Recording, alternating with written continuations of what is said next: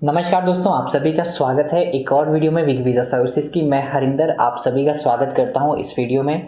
आज का वीडियो जो है वो उन स्टूडेंट्स के लिए है जो अपना वीज़ा फाइल लॉन्च करने वाले हैं, और मैं बताना चाहता हूं कि उनको क्या क्या चीज़ें अवॉइड करनी चाहिए अगर वो अपने वीज़ा के चांसेस बहुत अच्छे रखना चाहते हैं, तो कैसे अपनी फ़ाइल को स्ट्रॉन्ग बनाएं। तो इसी वीडियो में हम डिस्कस करेंगे इन सब पॉइंट्स के बारे में। तो सबसे पहला जो पॉइंट है वो ये है कि आपकी जो एसओपी है वो लॉजिकल होनी चाहिए, वो अच्छी होनी चाहिए।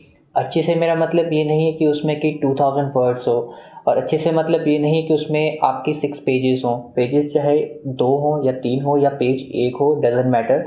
मैटर ये करता है कि आपने उसके अंदर जो पॉइंट्स हैं क्या वो कंप्लीट किए हैं, क्या आप अपने बारे में बता चुके हो अच्छे से, कि जो एम्बेसी ऑफिसर जानना चाहता है आपके बारे में क्या आप वो बता चुके हो अपनी एसओपी में।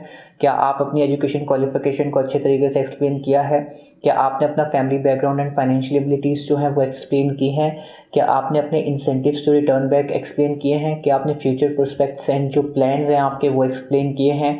क्या आपकी इन्फॉर्मेशन का सोर्स ऑफ इन्फॉर्मेशन जो है आपका वो क्या आपने एक्सप्लेन किया है। तो बहुत सारी चीज़ें मैटर करती है एसओपी में। एसओपी इज़ नॉट लाइक कि हर एक की सेम होती है, क्योंकि हर एक एप्लीकेंट की प्रोफाइल डिफरेंट होती है, और हर एक का जो फाइनेंशियल एबिलिटी और academic qualification and professional experience वो डिफरेंट होता है। तो इसलिए जब भी एसओपी आप लिखते हैं तो आप कॉपी पेस्ट बिल्कुल भी ना करें। आप बिल्कुल अपने अकॉर्डिंग लिखिए, जो आपको अपने तरीके से बिल्कुल परफेक्ट लगता है आप अपने तरीके से लिखिए, क्योंकि कॉपी पेस्ट करने से कोई फ़ायदा नहीं है।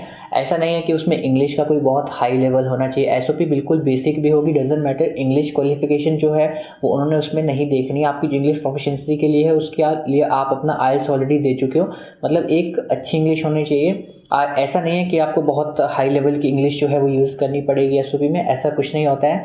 एंड सेकेंडली जो एसओपी में इंसेंटिव्स टू रिटर्न वो भी मैटर करता है। तो इन दोनों चीज़ों पे ध्यान रखोगे तो एसओपी आपकी लॉजिकल होगी एंड आपके वीज़ा के चांसेस ऑटोमेटिकली हाई हो जाएंगे।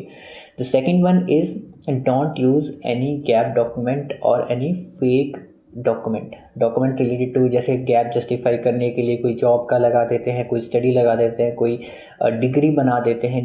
जिस भी तरीके से आपके फेक डॉक्यूमेंट लगते हैं उस चीज़ को बिल्कुल अवॉइड कीजिए। एजेंट आपको कहेंगे कि ये बीच में गैप है आपका 2 साल का, डिप्लोमा दिखाना पड़ेगा, सर्टिफिकेट दिखाना पड़ेगा, बट ना कीजिए ऐसा, क्योंकि इससे आपका वीज़ा रिफ्यूज़ होने के चांसेस बढ़ते हैं। क्योंकि जो कंपनी आपको बना के दे रही है गैप डॉक्यूमेंट, आप जैसे 1000 स्टूडेंट्स को ऑलरेडी वो दे चुकी है। इसलिए आपसे यही रिक्वेस्ट है कि आप इन चीज़ों में ना जाओ। एंड जो थर्ड वन है that is scanning format. Scanning format जो है वो आपका वैसे तो जो रिक्वायरमेंट होती है वो ये होती है कि आपके जो client information and financial documents हैं वो 4 MB से ज़्यादा नहीं होने चाहिए।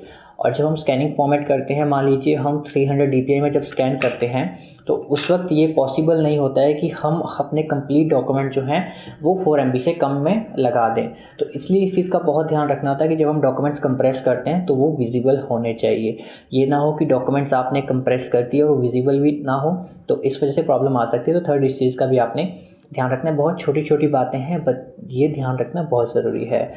एंड जो फोर्थ है वो मैं आपको बताना चाहता हूँ कि आपने अपना जीआईसी जो है वो हमेशा पे करना है। Don't avoid GIC. अगर आपने जीआईसी अवॉइड कर दिया तो वीज़ा के चांसेस ऑटोमेटिकली डिक्रीज़ हो जाते हैं।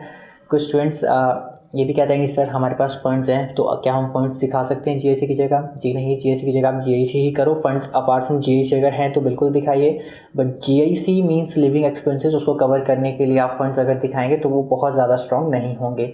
तो इसलिए मैं आपको ये रिकमेंड करता हूँ कि आप इन छोटे छोटे जो पॉइंट्स हैं उनका ध्यान देंगे। और एक बिल्कुल लास्ट पॉइंट वो है सीक्वेंस ऑफ डॉक्यूमेंट्स, की डॉक्यूमेंट्स किस सीक्वेंस में लगते हैं, कौन सा डॉक्यूमेंट पहले लगता है, कौन सा उसके बाद लगता है, कौन सा लास्ट में लगता है, कौन सा डॉक्यूमेंट मैंडेटरी है, कौन सा ऑप्शनल है, ये सब पता होना बहुत ज़रूरी है।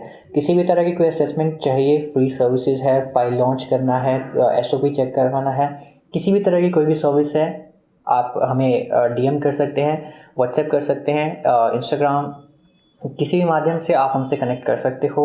डिस्क्रिप्शन में लिंक है, डिस्क्रिप्शन में जाइए और कनेक्ट कीजिए मुझसे। और व्हाट्सएप ग्रुप पे भी आप ज्वाइन कर सकते हो।